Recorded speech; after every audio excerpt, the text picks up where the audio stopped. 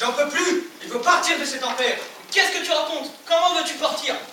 Il a raison, on ne tiendra pas plus longtemps ici. Passer sa journée à demander aux camarades de rentrer dans la chambre à gaz pour les tuer et ensuite les brûler, tu parles de vie de fou? Et vous croyez que vouloir s'évader est une bonne idée? Et que ça va l'idée tout le monde? Oui, pour eux, de toute façon, ils sont déjà condamnés.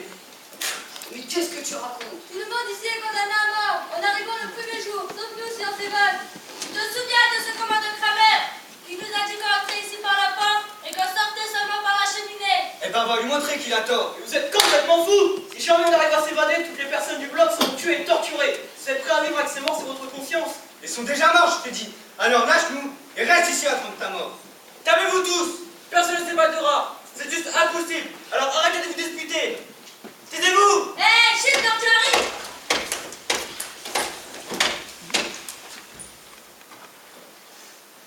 Alors, ça donne mon vivant? J'espère que vous faites de beaux rêves. Parce que demain, ce sera l'enfer. Ah, désolé, le binoclard, j'ai pas fait gaffe.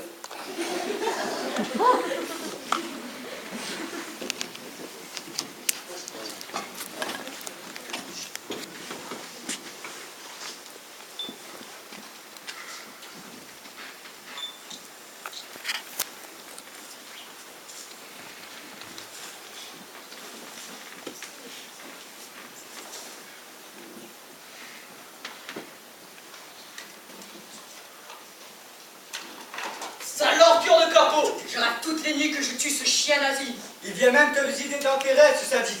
Alors profites-en à ce moment-là pour le tuer, parce que dans la vraie vie, ça sera pas possible. Tu dis ça alors que tu proposes de t'évader? Et oui, s'évader, c'est autre chose. Mais tuer cette ordure, c'est condamner tout le monde à mort. Eh ben allons-y! Je vais faire une bonne action avant de mourir! Je vais le tuer! Oh, un suicide collectif, c'est une bonne idée. Les nazis auront gagné même avant d'avoir commencé. Bravo pour leur donner un coup de main. C'est insensé, on n'a plus que notre pauvre vie et c'est la nôtre. Il faut tout faire pour la préserver. T'appelles ça une vie? Nous sommes des cadavres qui brûlent des cadavres toute la journée. Oui, mais on est vivants. Il nous reste que notre corps et notre âme. C'est la différence avec les nazis. Ils n'ont plus d'âme aussi. T'appelles ça un corps? 40 kilos pour 1m70? Quel sportif!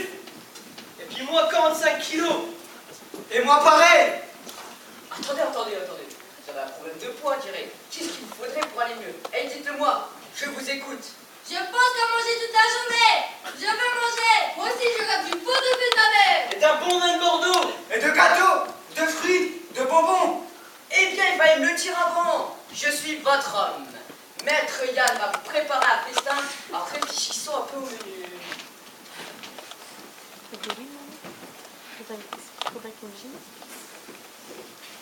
Voilà, j'ai le menu de rêve. Priscilla, coupe-moi des carottes en rondelles, s'il te plaît. Quoi? Des carottes? Bah oui, des carottes au boulot. Florian, tu vas pique douche à Saint-Nier. Un lièvre? Mais vous êtes sourd ou quoi? Oui, un lièvre. Comment je fais? Viens avec moi. Tiens, prends mon fusil et prends son soin et trouve-nous ce bon gros lièvre. Il vais tout de suite. Chut! Vous allez faire fuir le lièvre! Kevin, tu vas t'occuper. Tu vas choisir ton meilleur Bordeaux et débouche-lui une bonne bouteille. Regarde, chef, je vais tout de suite. Toi, tu vas t'occuper des entrées et des petits fours. Et que vous voudrez-il, maître? Du foie gras, bien sûr. Une grosse tartine de pain. J'y cours. Et enfin, Jenny, tu vas t'occuper du... Calmez-vous, les enfants. Enfin, Jenny, tu vas t'occuper du dessert. Une pièce montée royale. Quelle magnifique idée. Je vais avoir besoin de main-d'œuvre. Fais comme tu peux. Il est où ce lièvre? Et mes carottes? Eh mes belles tartines. Eh mon beau Farah. Qu'elles sont belles et qui sont bons. Et ce bon 20 mètres, vous va-t-il? Je le débouche.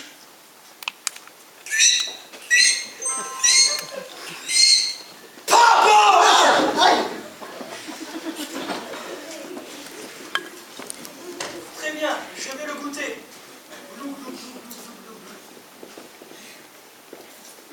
Je vais le regoûter.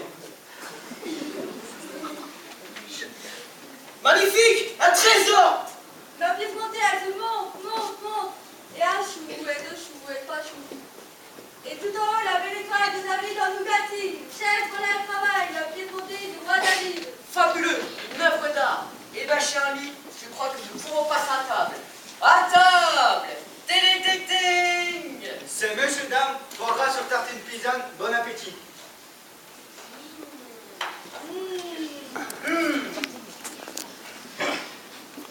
Et moi?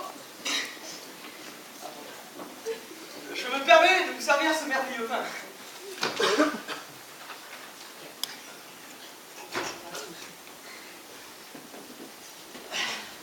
Alors, Pedro, Continuons avec ce lièvre aux carottes du diable. Pourquoi du diable? Parce que ces carottes ont fait disparaître le lièvre, donc carottes de lièvre sont lièvres. c'est pas de ma faute. Il n'y avait pas de lièvre. Et le fusil, il est trop pourri. Un petit copain.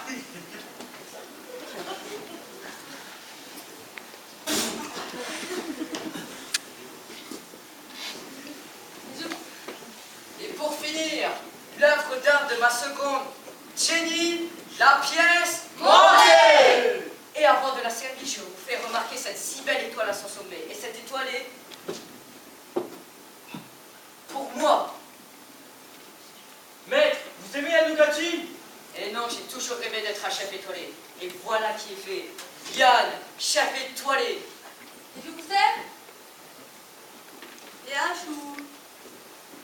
Et deux choux. Et 3, 4, 5 choux. Gros gourmand. Ne fatigue pas, pour moi c'est 20 choux. Gros gourmand.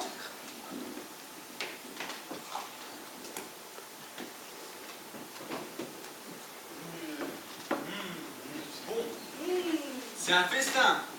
On est au paradis. C'est bon avec un peu de vin encore.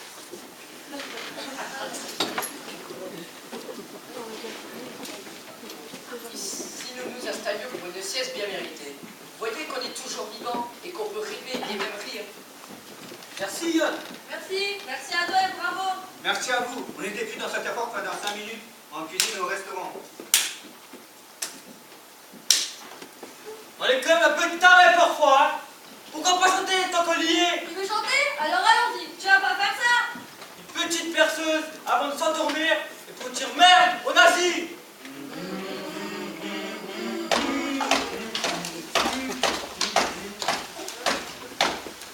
Qu'est-ce que tu fais là-dessus? Retourne avec les autres parts!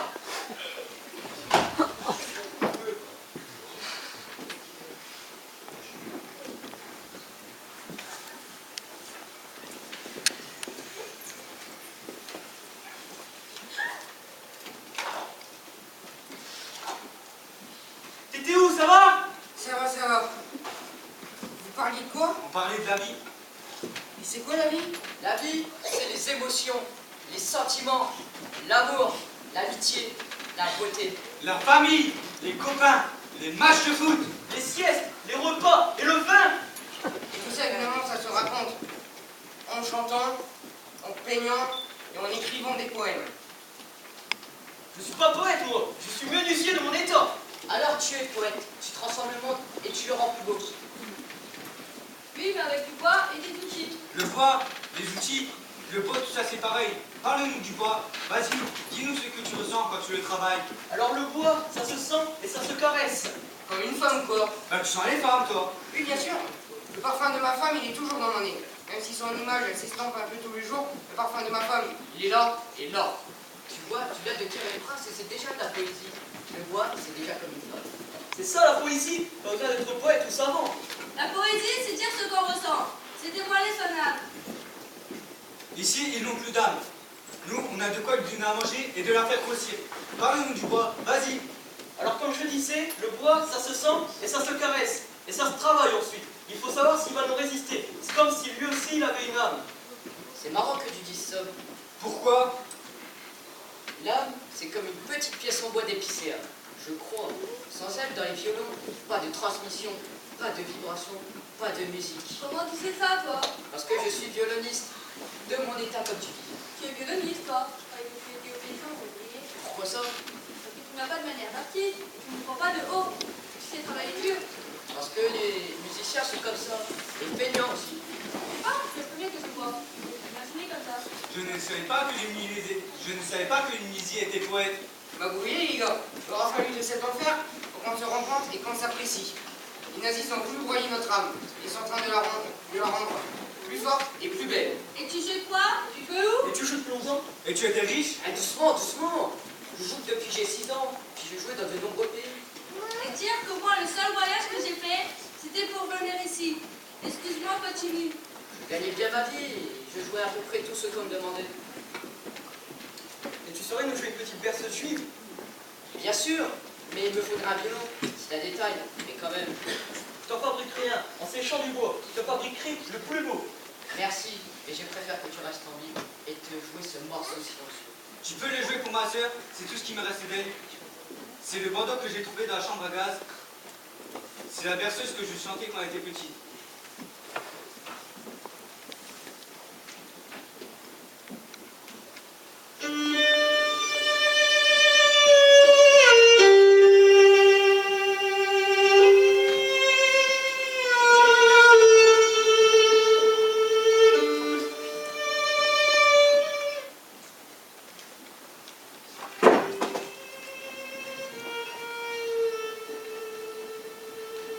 Finalement, Kevin fabriquera en secret le violon pour Yann. Et Yann en jouera pour tous ses camarades et aussi à la mémoire d'Anna. La sœur de Simon, alors non, celui qui s'appelait l'ordure, les entendra et les condamnera.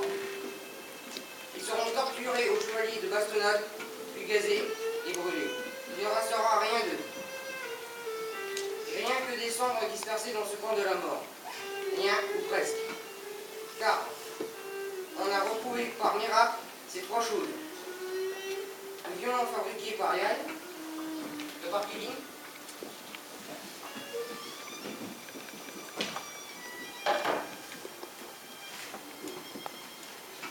le foulard de mort,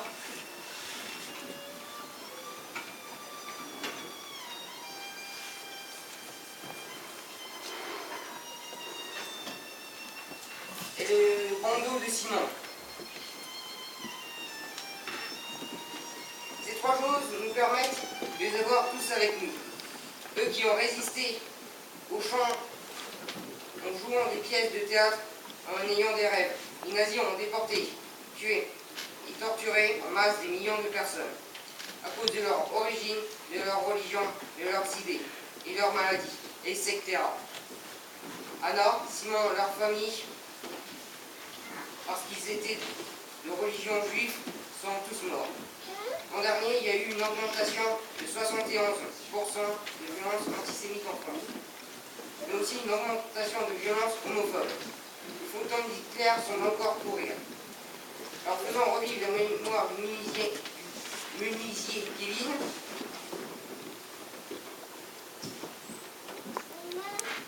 du musicien Yann, de la maîtresse Jenny, de l'ouvrière Priscilla, du charpentier Florian, de l'historien Steven, et du fondeur Simon, et de l'infirmière Anna, pour ne jamais oublier leur mort absurde et barbare, et surtout leur vie anéantie. Nous sommes allés raviver la flamme du soldat inconnu sur l'Arc de Triomphe à Paris. Nous sommes allés au camp de concentration du Shoothof pour approcher l'horreur. Nous avons mangé des vraies histoires et des histoires inventées pour raconter leur histoire de cette famille de Saint-Dizier et pour raconter l'histoire avec un grand H. Nous sommes des élèves du collège Anne-Franck, enfant juif déporté, mort en déportation comme toute sa famille. Alors en sa mémoire et en la mémoire de toutes les Anna, de tous les Simons, musique.